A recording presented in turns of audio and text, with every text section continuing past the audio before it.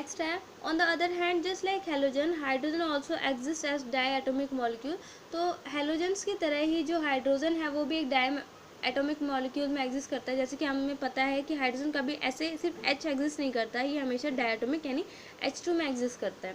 And it's combined with metal non metal to form covalent compound. और क्या ये metals के साथ और नॉन मेटल के साथ कंबाइन हो जाता है, जिससे कि एक कोवलेंट कंपाउंड्स बनाता है।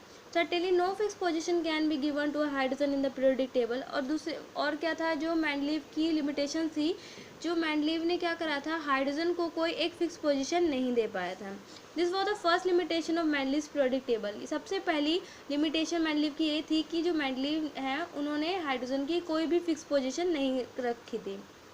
He could not assign a correct position of hydrogen in this table, मतलब वो उस हाइड्रोजन की करेक्ट पोजीशन ढूंढ ही नहीं पाए थे। Isotopes were discover long after Mendeleev has propose his periodic classification of element. जो आइसोटोप्स है बहुत बाद में ढूंढे गए, ठीक है। तो फिर उसके बाद वो मेंडलीव है उसको अरेंज करते हैं पीरियोडिक क्लासिफिकेशन में। Let us recall the isotopes of an elements having similar chemical properties but different atomic masses. तो जैसे कि अगर मैं बता दूं आइसोटोप्स क्या होते हैं, जिनका केमिकल प्रॉपर्टीज सिमिलर होते हैं पर उनका जो एटॉमिक मास होता है वो अलग होता है। जैसे कि अगर मैं हाइड्रोजन की बात करूं, ये ठीक है, तो इसका 1 है, इसका है ये हाइड्रोजन ऐसे ही 1 2 3, ठीक है। एटॉमिक मास तो इसका अलग अलग, यहाँ पे देखो इसका 1 है, इसका 2 है, इसका 3। अगर केमिकल प्रॉपर्टी सेम है तीनों हाइड्रोजन के, ये प्रोटियम है, ड्यूट्रियम है और ट्रिटियम है, तो ये क्या है, ये तीनों आइसोटोप हैं हाइड्रोजन के।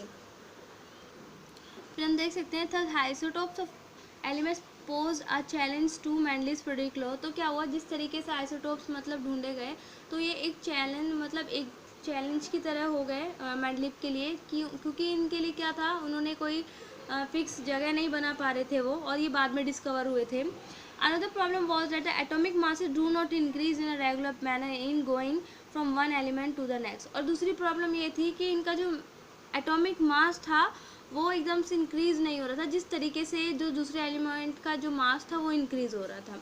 सो it was not possible to predict how many elements could be discover between two elements. तो ये इस तरीके से क्या था, हम प्रिडिक्ट नहीं, जो मेंडलीव थे वो प्रिडिक्ट नहीं कर पाए कि किस तरीके से दो एलिमेंट्स के बीच में ये आ सकते हैं, specially when we consider the heavier element. और स्पेशली उन एलिमेंट्स के बीच में, जैसे अगर हम हैवियर एलिमेंट्स की बात करें तो उनके बीच में हम नहीं पता लगा सकते, मतलब जो मेंडलीव थे वो नहीं पता लगा पाए कि उनके बीच में कितने जो एलिमेंट्स हैं वो एडजस्ट हो सकते हैं।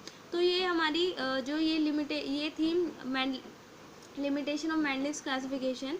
अचीवमेंट्स हमने देख ली। अचीवमेंट्स में हमें पता है उन्होंने क्या करा था, सबसे पहले उनको जो कॉलम्स थे उनको रॉ ग्रुप में और पीरियड्स में करा। फिर उसके बाद उन्होंने क्या करा, सबसे पहले हाइड्राइड्स और ऑक्साइड्स बनाए थे, और वो उन्होंने सबसे अच्छी थी कि उन्होंने पहले से प्रिडिक्ट करा था कि फ्यूचर में अगर कोई जगह मतलब अगर कोई ऐसा एलिमेंट मिलता है तो उसको इसी रो या कॉलम में सेट कर देंगे। दूसरा फिर क्या था, इनकी जो लिमिटेशन है, लिमिटेशन में हमने देखा सबसे बड़ी लिमिटेशन थी कि ये हाइड्रोजन की कोई प्लेस नहीं डिफाइन कर पाए थे। फिर उसके बाद आइसोटोप के बारे में भी कुछ अच्छे से मतलब प्रिडिक्ट नहीं कर पाए थे कि दो अगर एलिमेंट है हैवी एलिमेंट तो उनके बीच में कोई और भी एलिमेंट्स को हम कैसे एडजस्ट कर सकते हैं।